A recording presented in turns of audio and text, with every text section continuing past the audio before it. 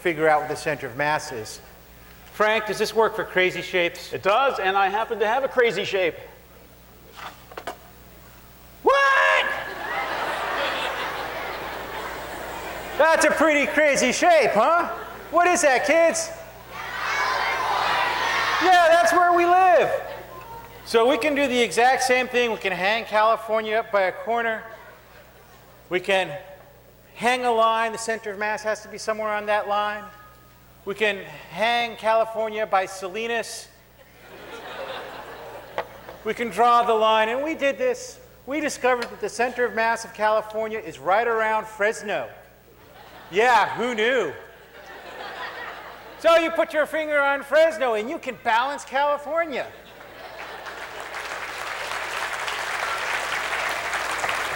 Frank, do we have more shapes? I have another shape. The letter L, that's my third favorite letter.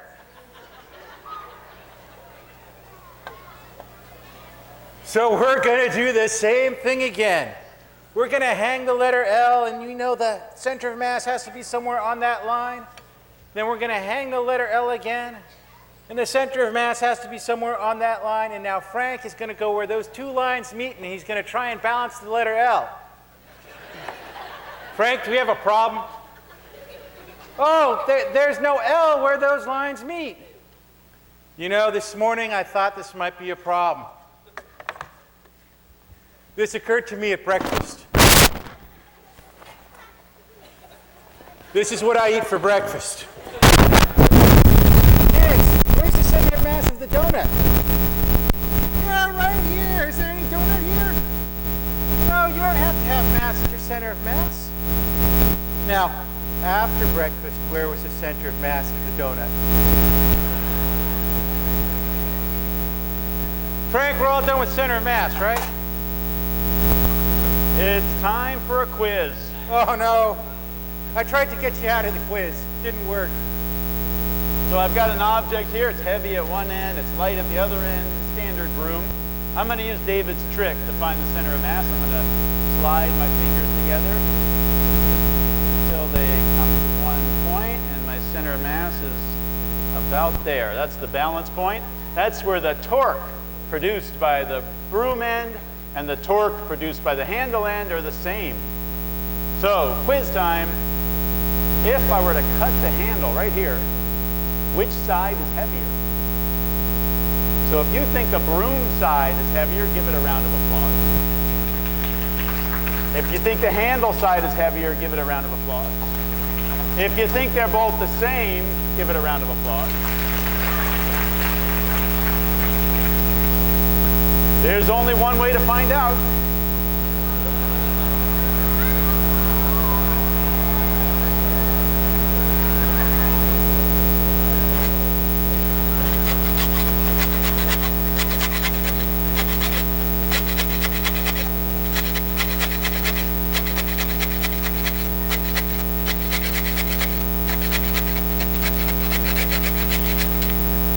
You didn't think we were going to do it, did you? At the physics show, we spare no expense for your education. Okay, so we've got a little spring scale here. We'll hook up the handle end. And what do we get there? About 2 newtons, maybe 3, 2 or 3 newtons, right in that range. Now we're going to hang the broom end. It's, what is that, about 8, 7 or 8 newtons, about 8 newtons. So the broom end is much heavier, right? And it has to be, because it's producing the same torque as the other side, but all the mass of the broom is in close. So because it's in close, it needs a big force to produce the same torque as some of the mass way out here. This little bit of mass way out here at this big distance produces a lot of torque. And so because this has a big distance, it doesn't need very much force. Because this distance is small, it needs a big force to produce the same torque.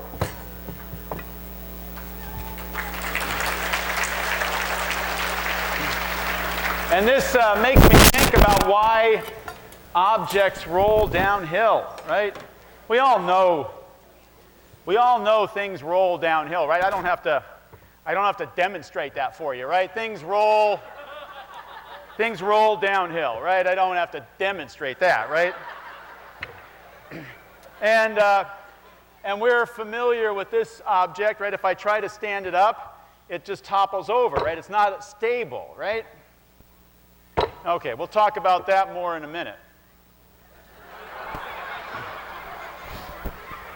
I also have a center of mass, and when my center of mass is right over my support base, right over my feet, right between the tips of my toes and my heels, I'm stable. But if I start to bend over and make myself look like an L, my center of mass moves out towards my toes, and when it goes over the tips of my toes, gravity pulls on it and it creates torque, and I rotate over. Now, how could I stay standing up? I could get bigger shoes, right? I could put skis on. If I put skis on, then I'd be stable still. So let's think about this L-shaped object. When it's on a flat surface, the center of mass, if you drew a line from the center of mass down toward the Earth, it would touch the ground over here. It's not within the support base, so it topples over. It produces torque, which causes it to topple over. But if I put it on an angle, on an incline, and I draw a line down from the center of mass, it comes down between the support base, and it's stable, and I can stand it up like that. This might help. This little guy has an arrow pointing down from the center of mass. And as long as it's within the support base here, it's nice and stable. But if I rotate it out and it goes beyond the support base, it tips over. Let's see if I can demonstrate that. So the arrow is pointing straight down towards the center of the Earth, and it's within the support base. But if I change the angle of the surface it's on, eventually that arrow goes over the edge and it topples over. Now, why did my wheel roll uphill? Where's the center of mass of most wheels? At the center. And if you drew a line from the center of mass straight down towards the center of the Earth, it would hit the ground on the downhill side of where the wheel touches the ground. And that produces torque in that direction, and the wheel rolls downhill. Obviously, my wheel, the center of mass, is not at the center, right? It's where this little circle is. And so if I drew a line from that little circle towards the center of the Earth, it hits the ground at the uphill side of where the wheel touches the ground, and it creates torque in that direction, and my wheel rolls uphill. Well, at least for half a turn. It doesn't keep rolling uphill, right? For half a turn it does. All right, so that's the idea behind this. Now, one thing that's kind of interesting is that artists can make mobiles and sculptures and do some interesting things with this. You get some really neat effects. So you can do things like this, right? So the center of mass of my bottle is where this little piece of white tape is. And if I draw a line straight down, it is over this little tiny support base. And it's stable because of that. If the center of mass of my bottle was a little closer to the top, it would create torque and tip the bottle forward. If the center of mass was a little lower, it would create torque and tip it backwards. But because it comes down within the support base, it's stable. Can you see that okay? Maybe this will help. Maybe this will help. Get a bigger bottle.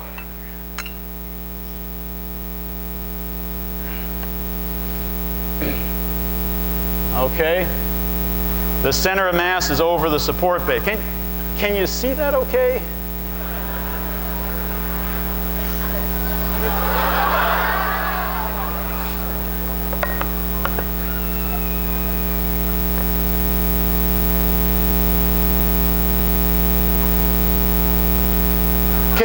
Can you see that okay?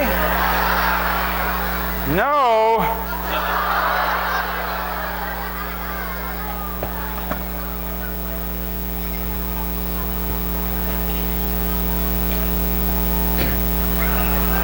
Fun with center of mass.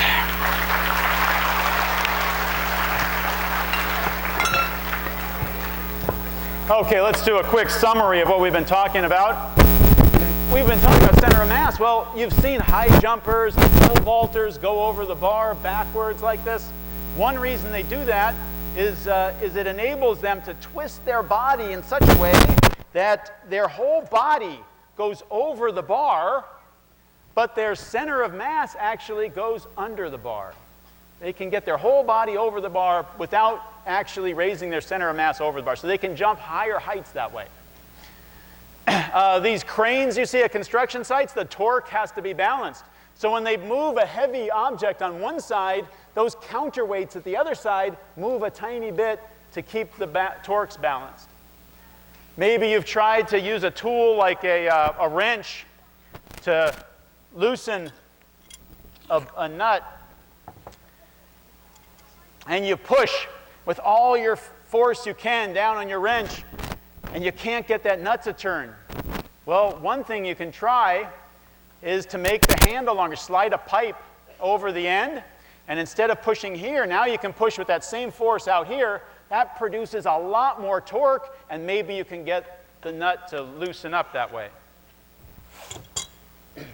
And our tightrope walker uses that long bar. That long bar has a lot of rotational inertia. It resists changes in motion, and so they can kind of push against it. But if our tightrope walker wanted to cheat a little bit and get a pole that bent down below the wire and put some weights on it and lower their center of mass below the wire, then they'd be stable like that, right? Let me show you what I mean.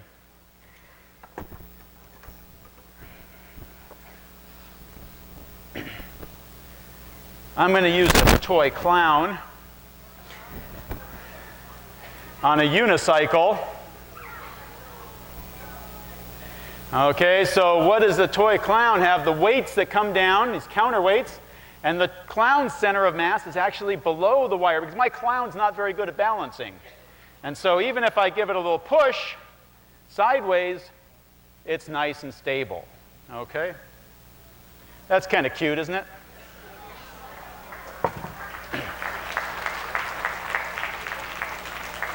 That's a cute little demonstration, but this is the physics show. You expect something a little bit bigger, right? A little more memorable, a little more exciting than this, right? David, what do we have for the folks?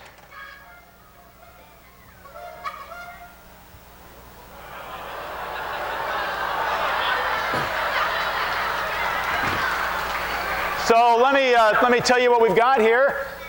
We can't do a tightrope. It takes a tremendous force on the rope to just hold up a small weight pushing down in the middle of the rope. So we have a beam here, and on top of that beam there's a pipe, and our bike wheel is resting on top of that pipe, so it could fall off in any direction, but it's nice and stable. I want to assure you that David does not know how to ride a unicycle. If we put him on a unicycle on the stage, he would flop over. But up there, he's actually safer because there's 300 pounds of counterweight here, getting his center of mass well below the bar and keeping it in a nice, stable configuration. Thank you, David.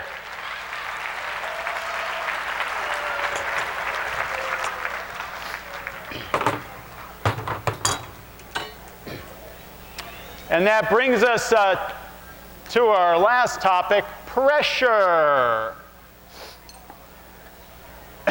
We're going to start off by talking about atmospheric pressure. Atmospheric pressure is caused by the weight of all the air in Earth's atmosphere. All the air in the atmosphere is pushing down on us, is being pulled to the Earth by gravity, and it's pushing down on us. Can you feel it pushing on you? No, you can't feel that, right? Because it pushes on every side of us. We don't notice it. But interesting things happen when we remove atmospheric pressure from one side of an object or add extra pressure to one side. And we'll do that in a minute. But first, I want you to think about this. Let's say you had a bunch of friends over, and somebody jumped on the ground, and somebody jumped on top of them, and somebody jumped on top of them, and somebody jumped on top of them, and somebody jumped. What does the person on the bottom feel? Squished, right? Ow! What does the person on the top feel? Yeah, not so bad, right? It's the same with atmospheric pressure. When you're on the ground, you feel the weight of everything above you, all the air. So that's where atmospheric pressure is the biggest. But if you go up on a mountain, you only feel the weight of the air above you. So atmospheric pressure is a little less. If you go up in an airplane, atmospheric pressure is a little less. So it's the weight of all the air above us pushing down on us because of gravity. And that means we need to convince you that air has mass and is affected by gravity. And Ronnie's going to try to do that. So now it's my job to convince you that air has mass. So I got these two identical balloons at Costco, and I blew this one up really, really big, but I got tired, so the second one's a lot smaller. Now, what I'm going to do is throw these two balloons at the board, and we're just going to see what happens, all right? So I'm going to start with the smaller one. All right. Huh. Well, that wasn't very exciting, was it? Let's try again, but this time with the big balloon. All right. I'm going to try throwing with the same force and aiming at the same point. Oh, wow! It knocked it over. Uh-oh, runaway balloon. So since the only difference between the two balloons is that the bigger one has a lot more air in it, we know that air must have mass.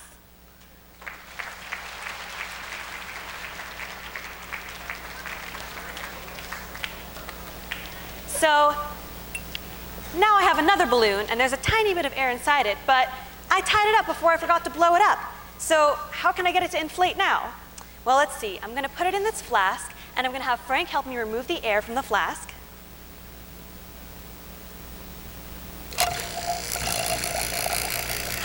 Look what's happening. It's blowing up.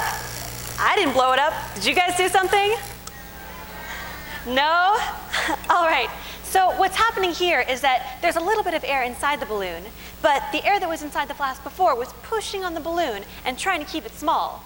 But when we take away that air that's inside the flask, the air inside the balloon